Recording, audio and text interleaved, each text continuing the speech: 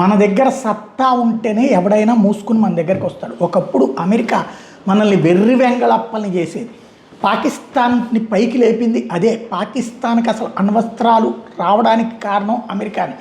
మనం అణ్వస్త్రాలు తయారు చేసి మన కడుపు మంటతో నడిచింది. బట్ విదేశాంగ విధానంలో నిజమైన అలీన విదేశాంగ విధానాన్ని వాజ్పేయి, అటల్ బిహారీ వాజ్పేయి, నరేంద్ర మోడీ చూపించారు. కాంగ్రెస్ పార్టీ పేరు కలిగిన విదేశాంగ విధానం అని చెప్పి చూపెడతా రష్యా చంకలో కూర్చోబెట్టింది. ఆ పరిస్థితే సుదీర్ఘకాలం పాటు భారత్ ఎదుగుదలకి ఆటంకమైంది. యాక్చువల్గా అమెరికాతో ఎలా కంట్రోల్ చేయాలి అన్నటువంటిది భారతదేశానికి బాగా తెలుసు. అంతకుముందు ఇజ్రాయెల్కి బాగా తెలుసు. ఇజ్రాయెల్ పాలసీని మనం అమలు చేసాం. వాస్తవంగా ఇజ్రాయెల్కి అమెరికాకు ఒకప్పుడు శత్రుత్వం.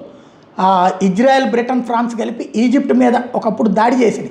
అప్పుడు అమెరికా అధ్యక్షుడు ఎవరైతే ఎష్నోవర్ కఠినంగా స్పందించి ఇజ్రాయెల్ మీద ఆంక్షలు పెట్టాడు.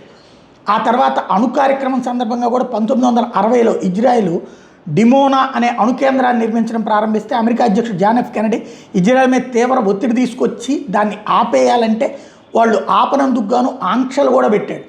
తర్వాత 1967లో ఇజ్రాయెల్, ఈజిప్టు, సిరియా, జోర్డాన్ల మీద ఒక్కసారిగా భారీ విజయం సాధించాక అప్పుడు దారికి వచ్చింది.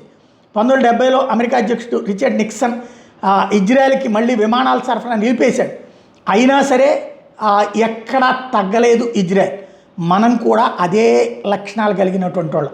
మనం అణ్వస్త్రాలు తయారు చేయడానికి సంబంధించి ఇందిరాగాంధీ టైంలో పరీక్ష చేస్తే ఆ పరీక్షల్ని ఆపేయమని అమెరికా ఒత్తిడి తెస్తే ఆగిపోయింది.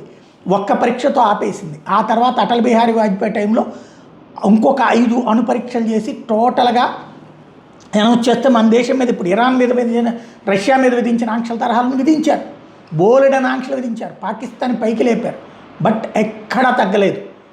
బొమ్మల్ని స్థావరంగా గుర్తించాలి, అణుదేశంగా గుర్తించాలని తేల్చి చెప్పాం. మన దేశ అభివృద్ధిలో అత్యంత కీలకం 1992లో ప్రపంచీకరణ ఒప్పందం మీద సంతకం పెట్టాడు పివి నరసింహారావు. కానీ మనం ఎదగల. మన శక్తి ప్రదర్శన, అణుశక్తి ప్రదర్శన అమెరికా, రష్యా, చైనా ఎవ్వడూ సహకరించకుండా మన అణుబాంబులు మనమే తయారు చేసుకోవడం, అట్లాగే మోడీ వచ్చిన తర్వాత పాకిస్తాన్కి చుక్కలు చూపించడం, చైనాని తన్ని వెనక్కి తరమటం, ఇట్లాంటి వాటి తర్వాతనే మనకు గుర్తింపు వచ్చింది. అమెరికా అయినా రష్యా అయినా అందరూ మనల్ని తమతో సమానంగా చూసే స్థాయికి వచ్చాం. అది గుర్తుంచుకోవాలి ఇప్పుడు.